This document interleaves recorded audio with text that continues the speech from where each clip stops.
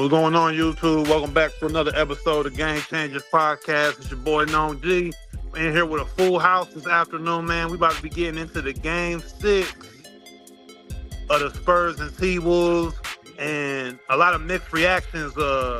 Ant-Man going into the Spurs huddle and already congratulating them with 8 minutes left in the fourth. A lot of people feel certain ways about that, man. But what's going on, fellas? Yo. What's up with it? So, Yes, y'all sir. just give y'all opinions, man, about what y'all felt Ant doing that was basically, I know they was getting blown out or whatever, but 8 minutes left. even the announcer said they've never seen anybody do what Ant did with that much time left, even in the blowout. This is not something that you would often see at the 8:01 mark of the fourth quarter of a closeout game, but Anthony Edwards, knowing that Chris Finch is going to empty the bench, made his way to the San Antonio bench and dapped up players, coaches, one by one. I want to know all I want to know is I want to hear Udonis Haslem comment on that in the postgame show. Yeah. I would much rather see him wait till the end of the game.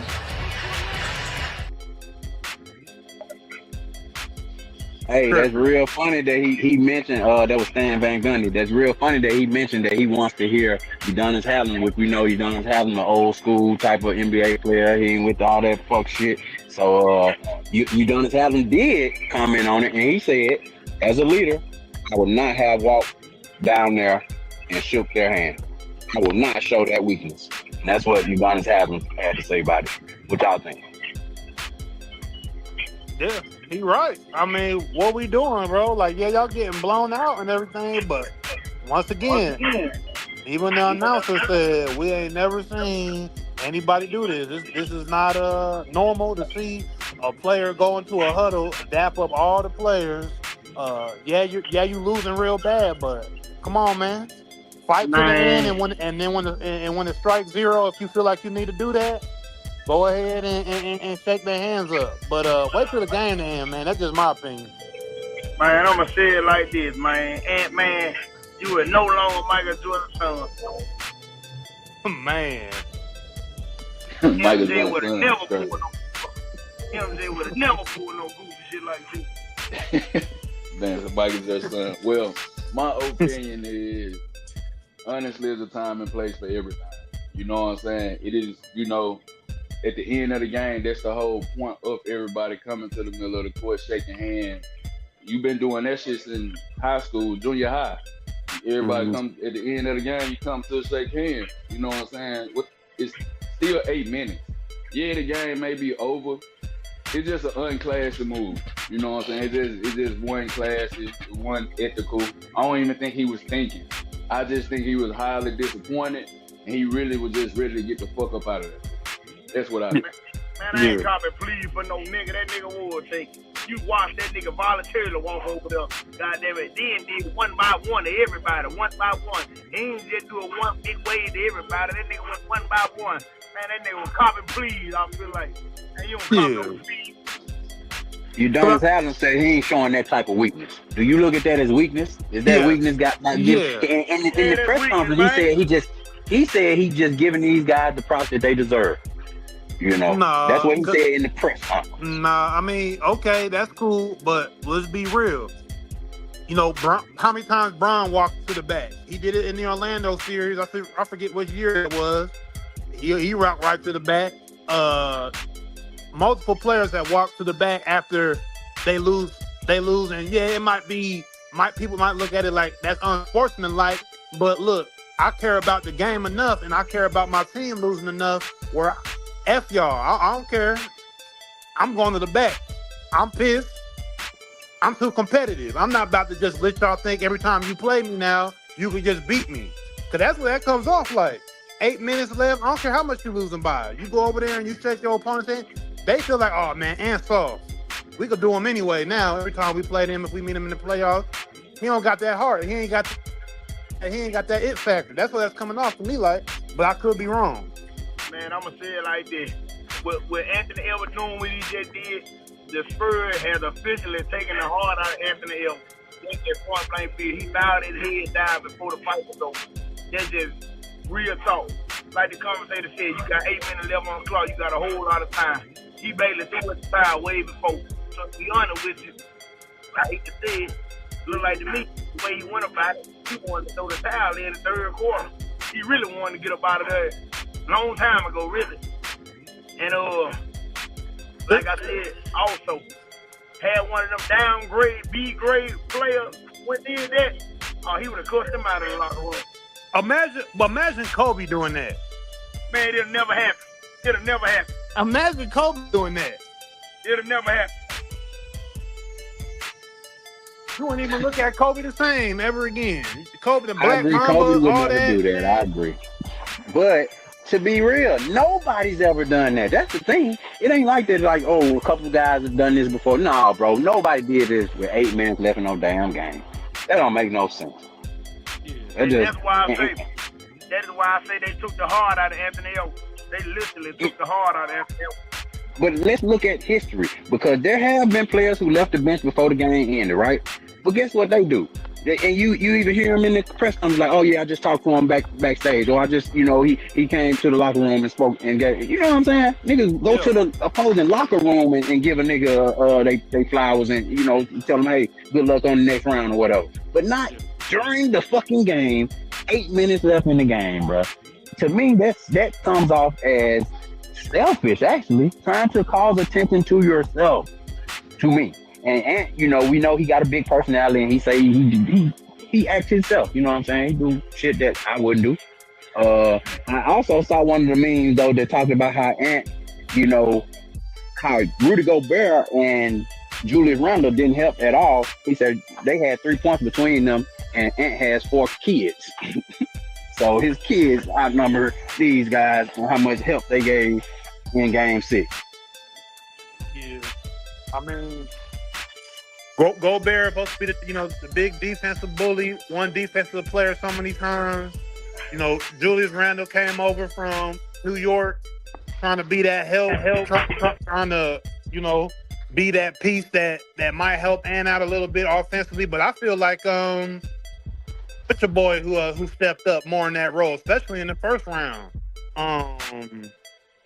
What's your boy name who came at the whole Denver roster? McDaniels. I feel like McDaniels was more of a bigger piece than Julius Randle. So yeah, those guys, I don't know, man. So Minnesota's gonna have to go back to the drawing board this offseason and see what they can do to help Ant out, man, because what they got around them is not going to just get them to a Western Conference championship, let alone to an NBA title. Man, I'm going to say this. Julius Randle been doing good. I can't believe Julius Randle went out like that. I'm just going to put that out there. I cannot believe Julius Randle went out like that. Julius Randle had been showing hard. Right now, it sounds like you really disappointed in the whole team. I am disappointed. Because, I mean, yeah, 2 things can be true, but we really have to, really think about all of it. If these 2 motherfuckers on my team don't got 4 points together, and I'm out this bitch with a bum leg, don't forget the man hyperextending his leg, bro. Yeah. Like, he hyperextended, he out here giving his fucking all, and you 2 big sorry motherfuckers out here can't score fucking 4 points. Hey, let's remember that Rudy Gobert, they gave up 5 draft picks, 4, 5 draft picks for his ass, and he got a $50 million on the book. We gotta think about all this shit. All of this plays a part in Ant saying, man, fuck this shit, I'm leaving at 8 minutes. Like, we can't, okay, now when you put it like that, we can't kill him for leaving at 8 minutes. Sorry, motherfuckers. Yeah, we all knew that game was over with at halftime. That game was over with at halftime. Yeah. So he gave them the third quarter. Like, y'all, we put up a fight in the third and y'all still ain't giving me shit? Man, fuck y'all. Fuck this. I'm gone.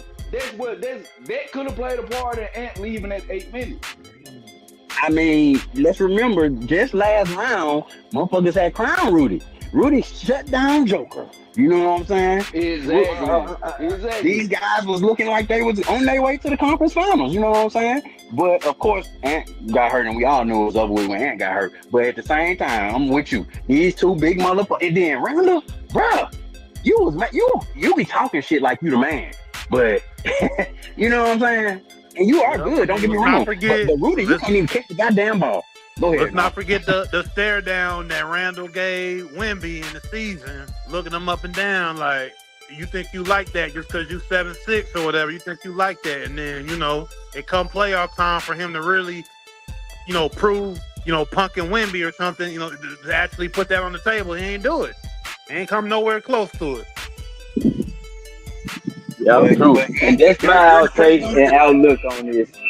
And that's my outlook on this also. Like everything that y'all just said, that's what I'm looking at from the whole thing. Like the reason why he did go over there and shake that hand early. Now I'm not saying I would have done it, but like you said, he really didn't have to play with the hyperextended leg. He came back just to play, so we can't really crucify him for even putting his whole career thing on the line, though. You know what I mean? He fought hard, and like Trey said, halftime we knew it was over.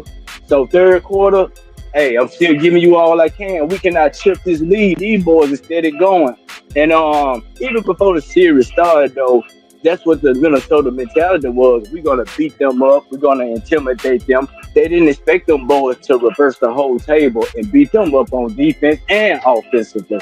And Randall and Rudy, we really can't expect much out of neither one of them. We know one is the only defensive player, and the other one, Randall, is wild. He's looking for calls and not getting them, so that's going to hurt them regardless.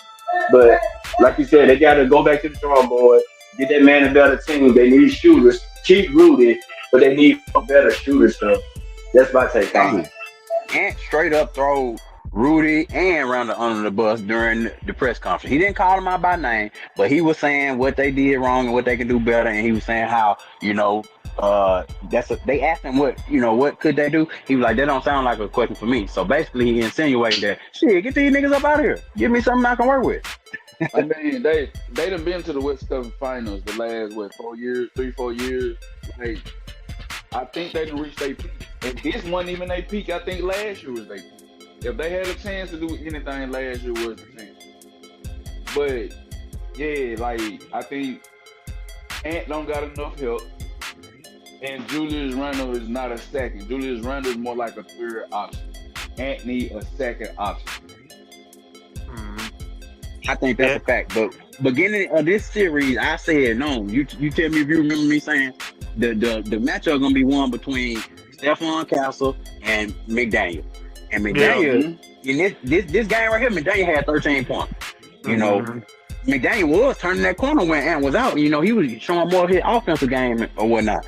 But Stephon Castle straight cooked the first quarter. That boy came out straight. He wasn't playing. And his jump shot was falling. So go ahead. Yeah. And it just comes down to the better team and more pieces. Spurs just got more pieces. They got a better starting five and they got a better bench. And that's why they about to go see OKC in the Western Conference Finals. I mean, it's that simple.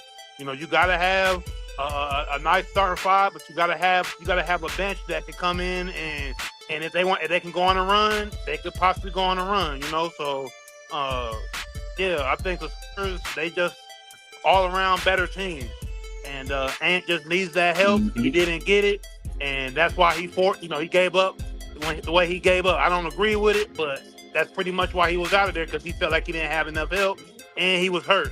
He playing hurt, so he probably just felt defeated to the point to where he couldn't do anything, and he did what he did. But still, once again, I don't agree with it. Yeah. This is not something that you would often see at the 8:01 mark of the fourth quarter of a closeout game. But Anthony Edwards, knowing that Chris Finch is going to empty the bench, made his way to the San Antonio bench and dapped up players, coaches, one by one.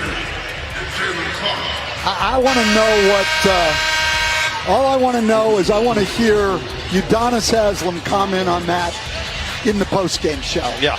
I would much rather Yeah, I think we all should clarify because we all trying to, find out why Ant doing this and that. We all clarify we do not agree with what Ant did. Yeah. We ain't agreeing with it. Yeah. I'm agreeing with it. Yeah, I'm not agreeing with what he did at all. No.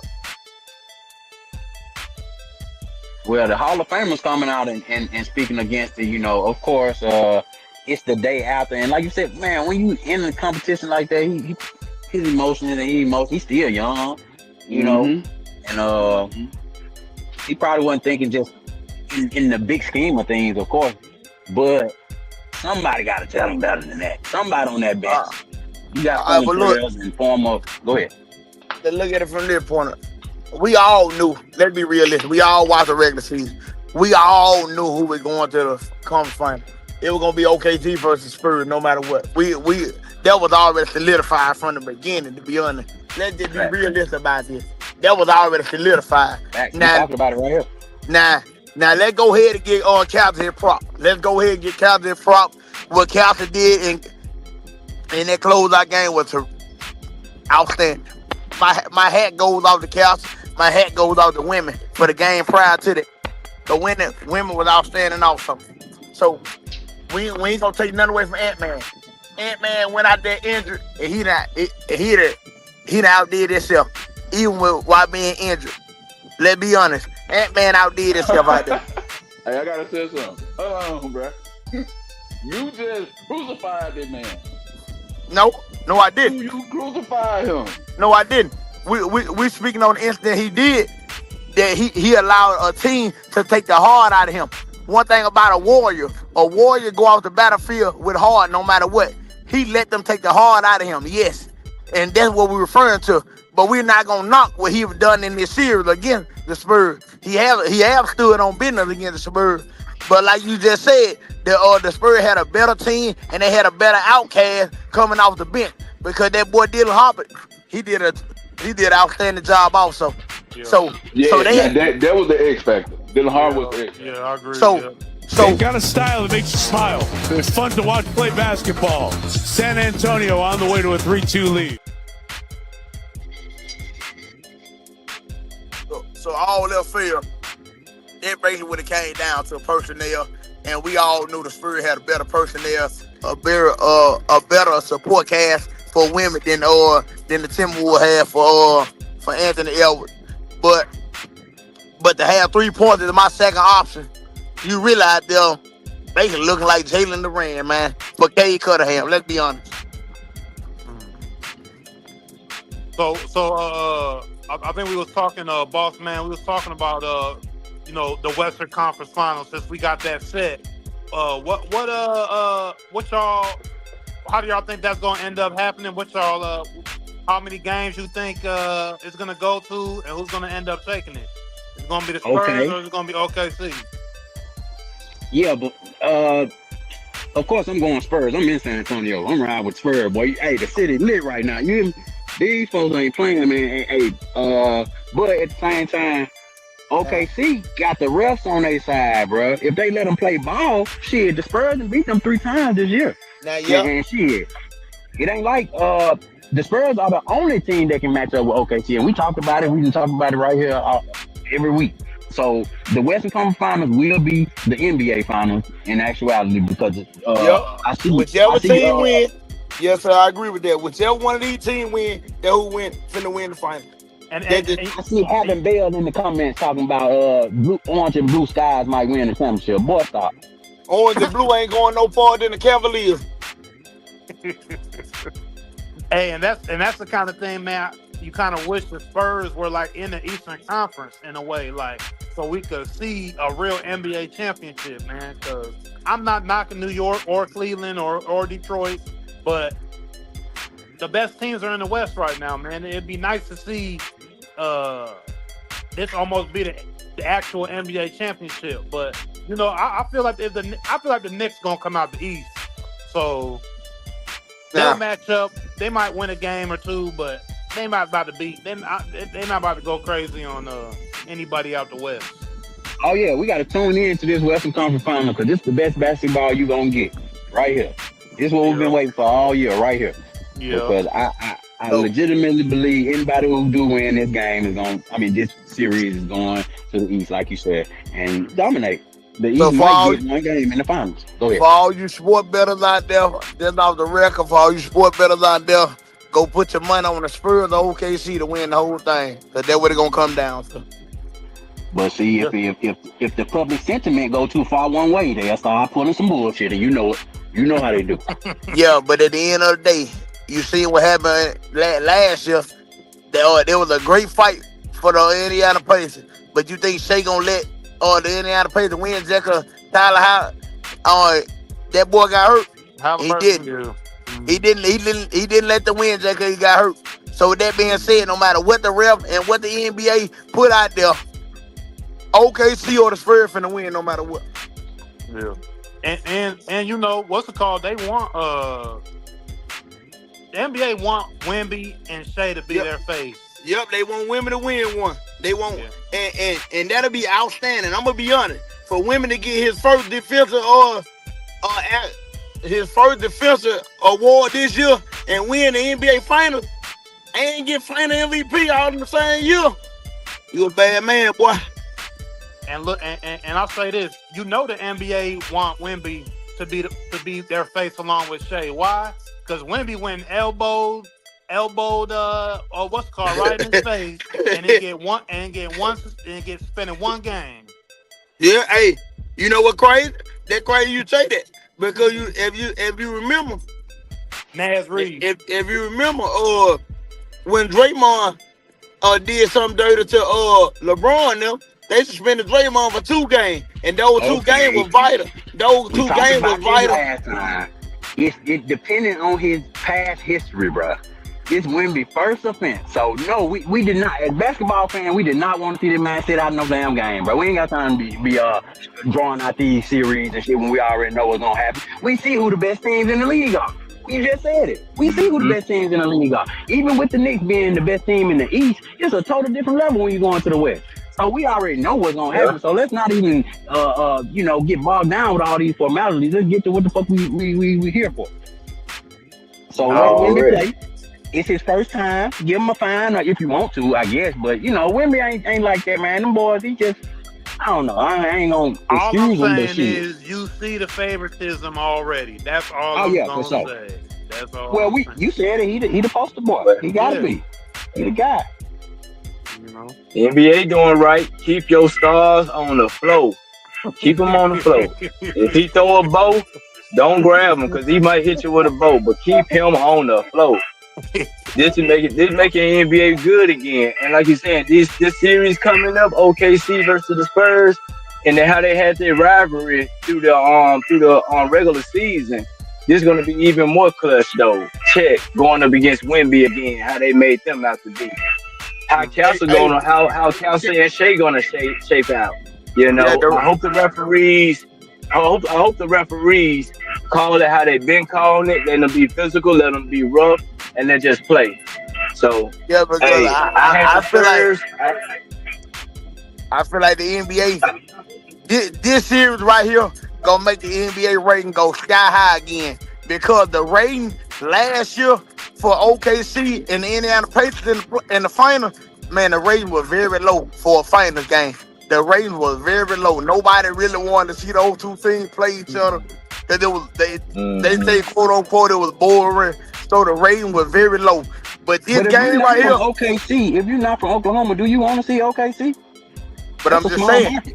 But we just saying. If they're this good, Spurs versus OKC, this Spurs versus OKC finna knock the rating through the roof, baby. Yeah, I think the only knock OKC has is a good majority of NBA fans don't like the way Shea played the game and the foul call and the James Harden style moves to get to the line. That's the only knock that you're really hearing about OKC and Shea. Outside of that, I think he got a lot of the fans. He got most younger fans. They all like his game. They all like the way he played the game. And I think a lot of younger players and kids that are coming up, they formulate their game behind the way SGA plays. So I do think OKC has a fan base outside of OKC. It's just they don't like to stop. Some people, a good majority of people don't like the way they play the game. I'll say that. I'm gonna say that though, cause they need to stop discrediting Shea too now. Because when they kept talking about it, all he do is go to the free throw line. The boy dropped 37 with a game-winning shot. Only had 4 free throws in the whole game. He got everything, got the mud. He don't even shoot 3. He had 4 threes that game. The rest of them straight from the midi work. Midi work. Only shot 4 free throws out of 37 points. Straight midi work. So it ain't like he can't get to it. It's just he definitely can. We just want to see him do more of that and stop relying on the call from the refs. And by these memes that are online, we see that the NBA, fans are really thinking that there's something up with all these calls that these guys are getting, man. Because there definitely is something to it. Like Jaylen Brown said, we got eyes to see, man. And it's a little bit out of hand. So for this series, let them play, man. Let them play. Well, why nobody talk about Jalen Brunson? Jalen Brunson go to the foul line a lot. Let's be honest, man. Jalen Brunson go to the foul line a lot. But due to the fact, soccer season, man, we need Mayor Soccer season on here, man. He be defending Brunson, man. Where he at? I'm just saying, let's be honest now. Ain't nobody else speak about Brunson. Brunson go to the free throw line a lot. Brunson go to the line a lot, bro. Brunson go to the line a lot, but nobody say nothing about Brunson going to the line now. Hold on. Well, I think it's just been bad officiating. Go ahead, Troy. It just look different. If you look at Shea fouls, the way that he get his calls, people damn near barely touch, bro. Brunson, when you look at Brunson, will beat you with his first step, and he'll fucking pull up and let you run into the back of him. He'll do shit like that. Shea don't do that. It looked very different. Like Luka, the way Luka go to the free throw line, it's the same way Brunson go to the free throw line. People don't say nothing about Joel Embiid. People don't say nothing about these people because they floppers. Exactly what Jaylen Brown said. They are floppers. Shea, it just look different. Like it don't even look like people is touching him and he still get those fouls called. But Shea so shifted though. If you remember D Wade was crafted to get to the hole. Shea just shifted, bro. You can't stop nobody that shifted. Only thing you can do is try to keep up with him. And by the time you get back close to him, he finna pull up real quick. Yeah. That's the reality of the game. You can't stop him. I definitely have seen them clips what Trey talking about where he didn't get touched. He barely get touched and he embellishing the call or whatnot. Now with Brunson, you right, Brunson throwing the shoulder into you, he making the contact. Shea more so selling the call, bro. So are we all in agreement? Are we all in agreement that the way I see it, man, it's like this with me. It seems like whenever a team win a championship or get very good, they become the villain. You know what I'm saying? So now everybody hates them because of how the refs are calling the game or whatnot. But to me, I'm like, man, he's slithery. He might get up, but to me, all stars get them little floppy calls. At the end of the day, I don't like it at all. You trying to get contact to get the whistle. I don't like none of that. But you know what I'm saying? Just let them play and we'll see how it go. And I think Shea don't really need whistles though. You know what I'm saying? So it's gonna be a good game though. Kelsey and them got some good defense. Them other boys got, you know what I'm saying? The Spurs are deep on defense. They rough. They done been through the war already. And Shea and them the champions. So it's gonna be tough for them. But I think it's gonna be real good. Spurs get game 1. I think it's gonna be real good because you got the returning NBA champion, and you got women coming on his first defensive accolade award, and that's to see him or Shea get a ring again. Shea gonna get MVP. Women gonna get defensive player of the year. So just to see one of them, which one finna top each other off. Is the defensive player of the year finna top off the most valuable player, or is the most valuable player finna top off the defensive player of the year? Because it's going to be very exciting to see. It's going to be very exciting. But this... Both benches deep, too. 2 deep benches. Yeah. Yes, sir. And as we stated a little earlier, Shout out to my the Jerry McClain kid that come from the 76ers. Man, that was a great pickup. That was a terrific pickup. Yeah, Daryl Morey got his dumbass fired for the giving the best team in the league a damn lottery pick. That was stupid. And they went all in on Paul George, the 76ers did, but I guess whatever. But yeah, it'll be a good game. But I was gonna ask the question when we was on the conversation of the referees. Do we need just a robot referee now? We got AI, everything. Shit, they might as well just make the referees AI now, man. Fuck all that. We can get the right call. Shit.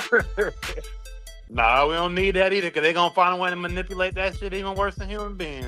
So, you don't want no referee, robot referee. Shay too shifty. He might spin by the robot. He might detect something. Tick, foul. Well, who y'all got winning game one? For game one, I got the Cavaliers beating the New York Knicks, and I got OKC winning. Man, oh my God, you know what? I'm just gonna stay away from no. Well, I'm gonna say OKC because they got the most rest right now. So based off the rest standpoint, let's just be honest, the New York Knicks and OKC gonna win the first game just because they got the most rest. So you got the Cavs winning Game 7. So we didn't even go over the Cavs and. Yes, sir. I was just about to say we discounting the That's what it Pistons. sound like. You know the Pistons really built to beat the Knicks from last year. Remember the young Pistons got put out by the Knicks, but this year they was number 1 seed, and you just discounted them. You saying Cavaliers automatically win Game 7 because I had already stated that even in the regular season that the Detroit Pistons needed to add on some pieces that they did not try to go get, and due to the fact that they do not have a primary scorer outside of Cade Cunningham, that is a big problem. Cavaliers got way better players than Detroit Pistons. Detroit Pistons just got great defense, but once those boys get to shooting on the Cavaliers, you can't stop the old guy. You can't stop the old guy. And Cade Cunningham do not got enough help to come back and firepower on the Cavaliers. Shout out Jimmy W in the comments. He said Cleveland not making these conference finals. Period. Well, Chuck. Well, you got to look at it differently. Like, yeah, I agree with the Detroit Pistons part. Like, yeah, Cade do need help, but why is Detroit up? Detroit. I mean, the series tied, right? It's 3-3. Yeah, 3-3. Why? Based off defense, though. Based off defense, I just said. You said the Cavs had a better team. Why is the series 3-3? Because Cade Cunningham. Because Cade Cunningham. My point is that. And also, everybody's screaming this Knicks. I like the Knicks because they changed their offense. They did change their offense. They was talking about this old Knicks team with the old offense. I wouldn't like them. But the way that Detroit plays basketball, they grit, the way that they, it's how they play basketball, man. Everybody don't play defense. Yeah, everybody don't play defense. Every team don't play defense. And we screaming rest. Rest ain't always good. Why you think Minnesota took game 1? Say that. Rest is not always good, bro. So I mean, with OKC coming off this week-long, you know what I'm saying? Shit, the Spurs just got out of a game. They hot. Last night. They hot. So So you think OKC ain't up? You think OKC ain't scrimmaging every day? You think Shea ain't in the lane? But scrimmage is not like playing basketball on the court though. Like yeah, in front of course. Of these I get that. In a moment, you know, not saying it. The most that they're go ahead, Trey. My bad. The most that they're doing is going to the gym and getting shots up. They ain't doing nothing like that. It's too. Look how Kevin Durant got hurt. Are we seriously talking about this? Look how Kevin Durant got hurt. You think these people out this bitch doing scrimmages, bro? They're not. The most that they doing is going to the gym, get shots up, watching game film, going over, shit like this. Like they ain't scrimmaging, bro. So game Shake, you gotta go back to game 1 when Shake them lost. Shea and them got to get back in rhythm. Like, they have to get back in rhythm. It's a real thing. So, like, yeah, I think the Spurs gonna win game 1. I think the Spurs gonna make it to the finals because of how OKC play. OKC plays in the mid-range, and, you know, they don't really have lethal shooters. What is Wemby? How they play defense? They send everything to win. So, I think OKC gonna lose. I think it's gonna go game. I think it's gonna go 6 games. Now, I think it's gonna be Detroit. It's gonna be Detroit Knicks. And I think Detroit gonna pull that one out. Like regular season. I'll put it Regular like this. season, Detroit was the best team. Exactly. But it depends. This is what it depends on. If OG come back playing the same way, I give it to the Knicks. He showed the X factor. If OG I go a whole different way. If he come back from the injury and he playing 70% of what he was, they lose. I go a different way on this right here. Whoever come out of the Cavs in Detroit, whoever it may be, to me, I don't think neither one of them don't need one of them match up offensively with the firepower. I think the New York Knicks do play a little bit better defense than people expect them, because they do play a little gritty. Josh Hart, they got a couple of people that can send at you and things, right? So like with Detroit, so with Detroit, they don't really have, like we said, nobody but K, but they got little players. But I think New York can be able to coverage them pretty good when they get the ball. But I think their firepower might be way too high for Detroit playing defense. They gonna play rough, but it's gonna be a lot of New York built for this. So I got New York 4-0 going to the finals. I don't know, bro. Asar Thompson, they gonna put him on Jalen Brunson, bro. True. Hey, I don't care what nobody says, bro. If don't nobody play hard every night and play defense, he do. Yeah. Him and his brother, the only niggas in the NBA who fight on the pick. Yeah, true. Don't nobody else fight on the pick. And I think he do that because he know he lacks the offense. Yeah. So if y'all think that Jalen Brunson about to go out here on Asar, I'm talking about Asar Thompson. I'm talking about Thompson only. You talking about Asar? If y'all think he about to go out there and drop 25 plus on him, I bet my money. He got to get him in early five, bro. Got to get him in early five, bro. That's the only way. Now, if that happened, the Knicks got a chance, but I'm not discrediting Asar Thompson. I ain't discrediting his defense. He play real defense. He need offense, bad. Detroit play real defense. Isaiah Stewart, which even they got him shooting threes now. But them some real tough defenders who you kind of need. You know, everybody ain't the glorious scorer, but dudes like him, man, you need him. You know, somebody get out of line, you need it. He'll get with that too. So, and we talking about deep benches. If Jalen Duran keep playing his bullshit and giving his bullshit effort, that Paul Reed, he should get way more minutes, bro. Paul Reed balling, boy. He should get way more minutes, man. Paul Reed been balling. Dude come in the game hooping. And he must got the green light. He gotta have the green light. Cesar, don't they got the Cesar, the point guard that came in last night that was hooping. On Detroit. Marcus Sasser.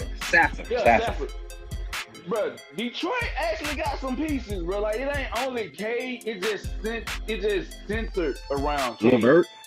They got some pieces. Yeah, LeVert been a scorer. He's been a big time scorer throughout his career. He could score that ball.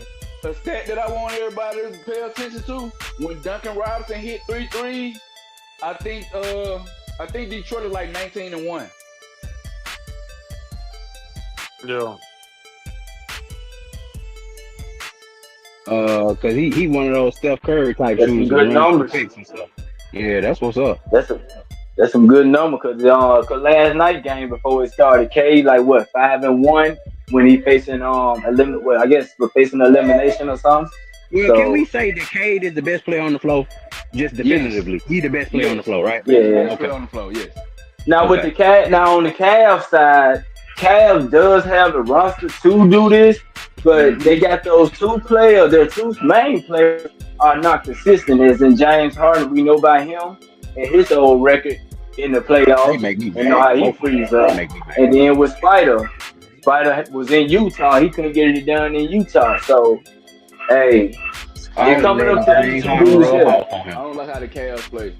Like, I if don't y'all look at their offense, when James Harden trying to create some run the pick and roll or whatever, why ain't nobody setting a downstream for Donovan to come up from out that corner? Because that's all he do. He go sit dead in the corner when James Harden got the ball running the pick and roll. Like, they offense is not fluent enough to stay with a Spurs or stay with an OKC. No. Like, And they got they got what his real name? defenders. What the big tall boy name? Power Evan forward Mobley. He Evan makes Mobley. me mad. He makes me mad. He's good. He's very good. You know what I'm saying? Evan Mobley good. Evan Mobley real But- good. But he needs some more development. He just needs some more development. No, I think they need to use him more. They got him shooting threes. shoot. He can shoot threes. He can shoot. Wait, He can shoot. He did hit a big three to take that game to that overtime. Last game he did. He But can shoot.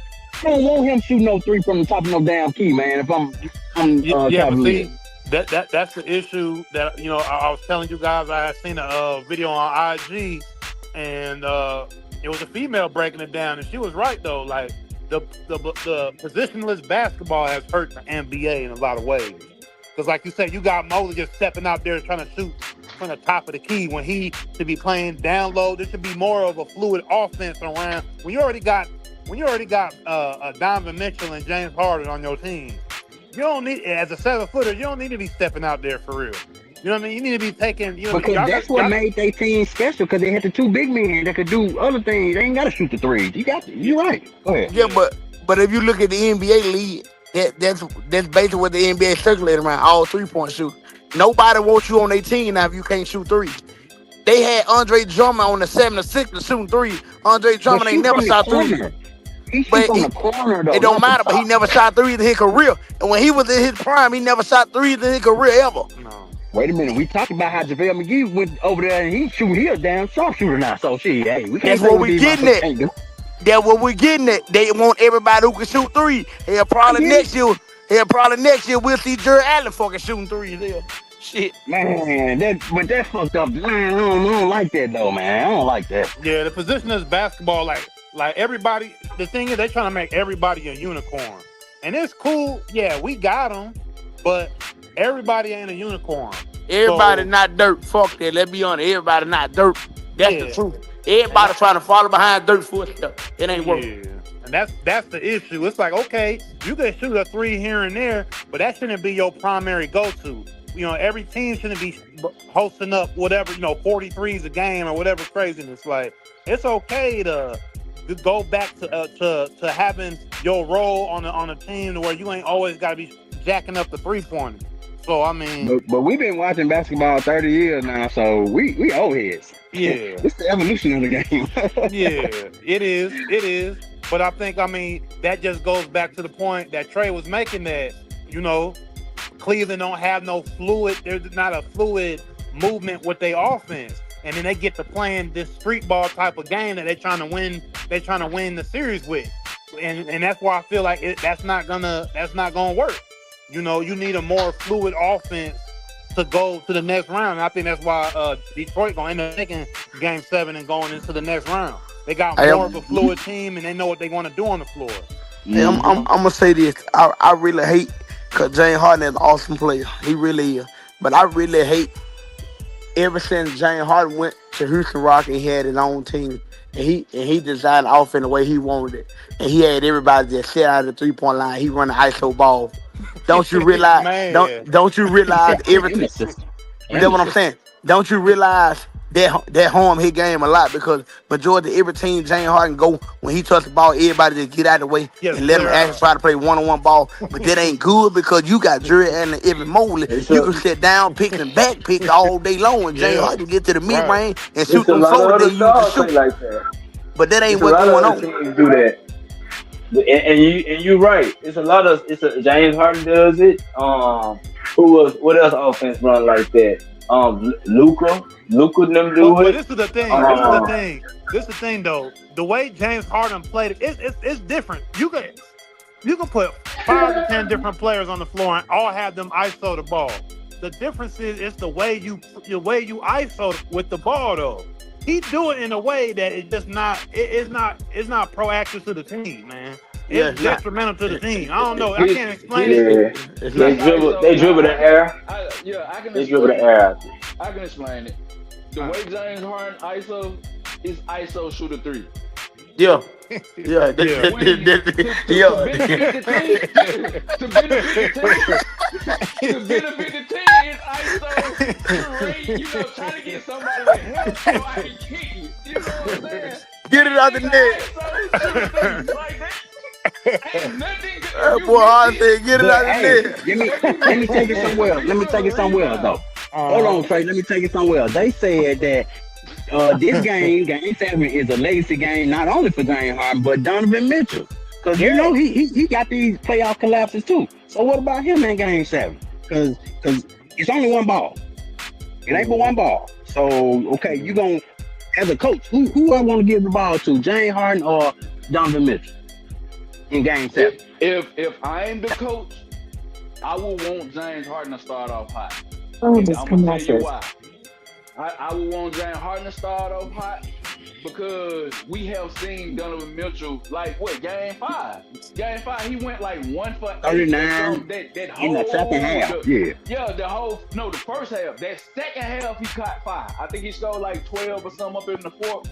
So we known for Donovan Mitchell to get hot. We ain't known for James Harden to get when James Harden out of the game, that nigga just out of the game. So And also, James Harden is the better facilitator. He's the better facilitator out of the game. But he should be. You got to understand. Look at all the players that he played with. Look at all the players that James Harden played with. And on the Rockets, that's what he did. He facilitated the ball. He had the ball 90% of the time. He should be a better facilitator than Donovan Mitchell. Donovan Mitchell is a flat-out scorer. That's what he is, a flat-out scorer. But I don't feel like James Harden is actually... James Harden had 1 double-double in this whole series against Detroit Pistons. 1. But in the regular season, when he got over there, he had countless double-double with Jerry Allen and Evan Mobley. And I just don't see that going on right now. Jerry Allen had a 40 and 20-point game in the regular season. I just don't see that going on right now. Spider? That was James Harden without Spider, right? That was when Spider was hurt, right? Listen. They got to figure it out, bro. Because like I said, bro, Donovan Mitchell been ready. Donovan Mitchell was ready on Utah. Donovan Mitchell just ain't had no team on Utah. Donovan Mitchell in the perfect situation right now. He got a great team, and he got Dennis Schroeder coming off the bench, putting up numbers still. Donovan Mitchell in the best situation he had ever been in the NBA right now.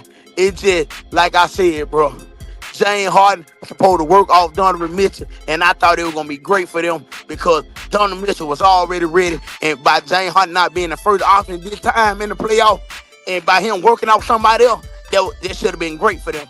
But I just don't see James Harden getting Evan Mobley and Jerry Allen in the game like he was doing in the regular season. I'm not seeing that right now. I'm just not seeing it. Shout out Jimmy W. He put the stats up for us. James Harden. Now let's say James Harden put this up in this game 7. This is 8 games, game 7 appearances. He got 19 points, 7 rebounds, 5 assists. 6 assists. Is that enough? So no, it's not enough. 19 points, 7 rebounds, 6 assists. No, that's not enough. That's what I just said. In the regular season, when he got over there with them guys, he was averaging almost a double-double with them guys. Hold on. We looking at what them turnovers at too. We looking at the wrong. But what are turnovers? Yeah, we got you right. What them turnovers? Because he had a lot of those. It's not even a turnover, bro. He's shooting 35%. 35% to score 19 points, my nigga. That's horrible. For real. Yeah, it is. But come on, So Trey, you can't trust him though, man. You can't trust him. But come on, Trey. Let's be honest now. If we going on that percent, we going off percentage. James Harden best year was at the free throw line. Let's be honest.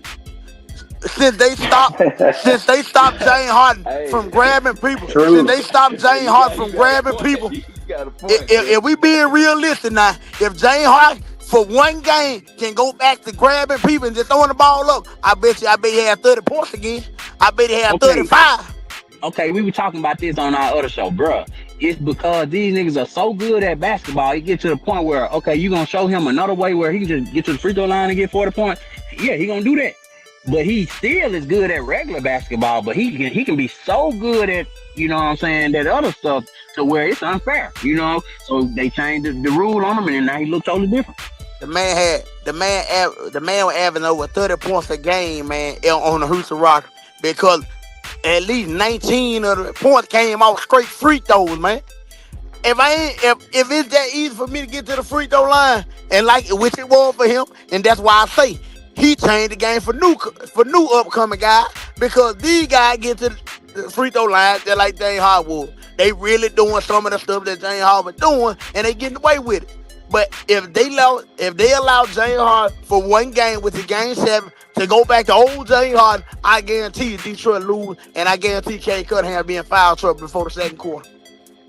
But this is the exact question we had on the show when James Harden got sent to Cleveland, and I said they traded the young all-star for the next 10 years for James Harden, who got problems in the playoffs, which you pairing him with your superstar Donovan Mitchell, who got problems in the playoffs showing up. So, man, one of them got to show up, I guess. I guess that's what the Cavs banking on. I don't like the way you worded that. I'm gonna be honest. I don't like the way you worded that, and that's only because, as I just stated, Donovan Mitchell been ready. Donovan Mitchell has been doing his thing. Hey, my boy Jimmy W with the stats in the comments on your head. He said wasn't Donovan Mitchell a part of the Cavaliers last year? And they had the number 1 seed in the East and lost in the second round. That was Donovan Mitchell-led team right there.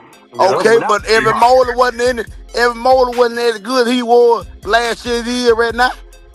Evan Mobley was scared to shoot 3 last year. Evan Mobley was scared to even take a shot last year. Evan Mobley had got way comfortable this year.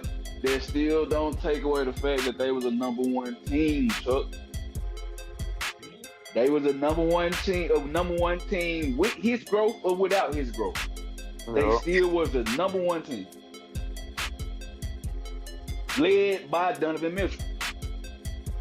Now, I agree with you. I like him. Donovan Mitchell, he been ready. You know what I'm saying? He do have collapse, but I think his collapse be due to the team surrounding him. Now, I think they gave away Darius Garland because of his health. Like, yeah, I mean, and 2 small guards. They got 2. They don't want 2 small guards. Yeah, so that's why I think they really gave him away. But that's my problem with Donovan Mitchell is because he is a small guard. He'd be kind of like undersized when you put Donovan Mitchell against a Jaylen Brown, or you know what I'm saying, some of these guys who's 6'6", 6'7". He undersized when it compared to them, so he ended up shooting all these hero ball fadeaways, and you know, we saw him put Tobias Harris on his hip the other day. Man, I mean, you good know, Lord, good Lord. He ended up starting to go playing hero ball, as they say. You know what I mean? He's trying to like press too hard, and he'll start like shooting these crazy shots. It's like, if you hit that, yeah, that's a good shot, but damn, if you know, that's not even a high percentage shot. Is that coaching? Because that goes back to the offense. Like, they play a freestyle brand of offense. It's literally ISO pick and roll. ISO pick, yeah, but Evan Mobley got to get more into it with that pick and pop like KG used to do. How Rondo and KG will run a pick and pop, I'm not even thinking of offense at that standpoint. What of a pick and roll with Donovan Mitchell, Jared Allen? Evan Mobley don't gotta be, you know, doing that. I mean, he don't have to sit in no corner. You still got Matt Strus. You still got the Dean Wade. You have shooters. Get them niggas open instead of standing watching a pick and roll. Like, it still can be action going on the other side of the court. Yeah, Y'all, yeah. they got shooters. I agree with that because I like the way you said it. I agree with that. Offense, so that what made Golden State offense when they went on their run so prolific. Because you have Steph coming around curls and you got Clay coming off a down screen. So you got Draymond got options. He have 2 options. Man, look, off those options, you got somebody that's slipping the screen. So there's 3 options that people have with 2 shooters. Cause Sean Livingston was for them guys. Sean Livingston was dynamic for his little time playing with Golden State. Because that mid-range game he took over, and you had Steph on one wing and Clay on the other wing, and you had a center like Draymond Green able to control the flow of the game, hold the ball, and pass the ball to the right person at the right time. That was very unique basketball. Let's just be honest. That was very unique basketball. But that team right there, though, Chuck, those were 2 different teams. The Steph and Draymond, when they go to the bench and Sean Livingston them come in, that was a totally different style of basketball. You know what I'm saying? Not style, but you know what I'm saying. They were more focused on the mid range. Is what I'm saying. They were more because you didn't have anybody else shoot like that. So when Steph and that boy go sit down, Clay go sit down, they did adjust. You know what I'm saying? It wasn't just okay. We just gonna all shoot threes. They had like David Lee and all them, didn't they? Yeah, and they exploited the mid range. They was a straight mid range team then. But they were still setting picks. They were still setting picks in the mid range so they could pop to the elbow. A lot of guys were popping up. A lot of guys were popping up to the elbow. Man, listen, man. That's why Shea so deadly. Shea don't take far. Shea do not take far mid range shot. He popped to the elbow and pull up right there. He popped to the side elbow and pull up right there. He don't take deep mid range. He take the right mid range. And man, hey, we appreciate you, Jimmy W. Shout out to you. Hey, subscribe. Catch us later. That's what I want for Evan Mobley, bro. If you can get some pick and pop action with Evan Mobley, man, listen to me. Jared Allen gonna get the rebound if it come off. Evan Mobley got to be a big factor, man. He got to be a huge factor. See, I don't want Evan Mobley to be that factor to be a scorer. You saying pick and pop? That's what's throwing me off. So like he can be that Draymond. Evan Mobley can be the Draymond. You set screens for other niggas to get open and you roll. Yeah, he can shoot, hit a 3 or 2. But let him get going to the back. Let him set screens and slip off that screen. Let him get those easy dunks and stuff. Jared Allen is more efficient inside the paint than Evan Mobley is.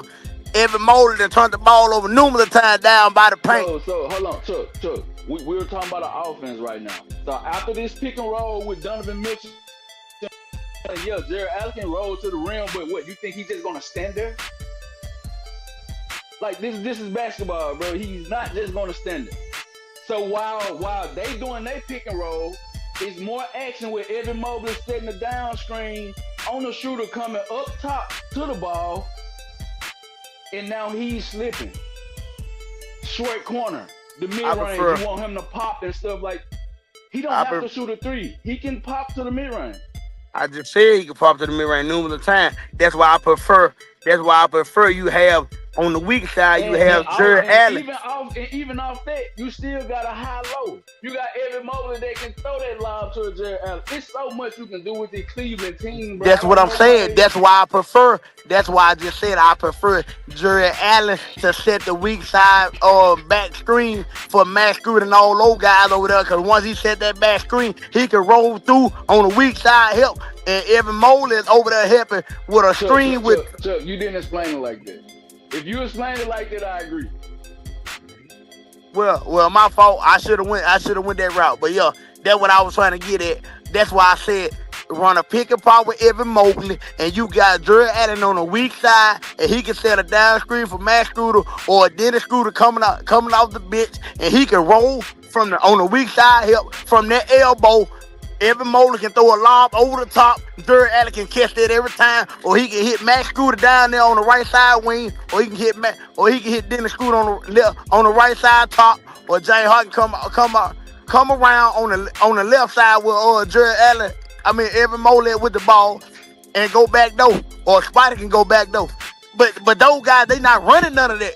They running. Whoever get the ball, you watch a nigga go do something. Somebody finally pop up, and everybody else stand around. That's what's going on right now. Bullshit. I don't know. Will took just above our pay grade, so I don't know. We might not know what we talking about. Shit, we know what we talking about. Draw them plays up for him, Chuck. We know what we talking about. Cause with the talent they got, we know what we talking about. And we know what we seeing, and everybody done seen the evolution, the evolution of Evan Mobley from last year to this year. So they got the right talent. Cause Harnstein, OKC letting Harnstein pop up from the post to the elbow, set a pick. Shea gonna throw in the ball right there. Harnstein get either shoot on the left side or right side, or Shea come behind him and do a handout pass, and Shea go right down the middle. Evan Mobley should be doing the same shit. Yeah, cause Evan Mobley is way goddamn more athletic and more skill set than goddamn Harnstein. Evan Mobley should be doing the same shit. Cause Donovan Mitchell, the same way Shea rolling off. Chuck, I hate to disagree with you, but I think you got your personnel mixed up. You say Harnstein more skilled than Evan Mobley? No, you have your personnel mixed up. If you talking about Hartenstein, you should be talking about Jared Allen. You can't compare Evan Mobley to a Hartenstein because they also have Chet out there too. Hartenstein can't. Jared Allen ain't no Chet. Jared Allen can't pass the ball like Hartenstein, but Evan Mobley can. Oh my God! Do y'all know what I'm talking about? Do y'all understand what I'm saying? Like if you want Evan Mobley to do what Hartenstein do, that means you want Jared Allen to do what Chet do. Nope. I just want Evan Mobley run from the weak side back to the pole, weak side back to the pole, and at one of those points, Jared Allen can catch the backside. It's not the same team, Chuck. We talking about 4 shooters, 1 big. Like, man, I'm telling you, bro. Bro? The plays they running, that shit ain't working, bro. They can draw some way better plays than that. Kenny Atkins, they coach. You remember they fired the black man, what his name, Bickerstaff, and Bickerstaff coaching the Pistons right now, ain't it? Yep. So yeah, this is a revenge game for him. I mean, revenge series for him going to game 7. So we'll keep an eye on him, man. But we got a lot more of this to come. I want to give a shout out to everybody in the comments. Y'all make sure y'all like, share, and subscribe. And join us next time right here on the TGC podcast. Until next time, peace. Peace.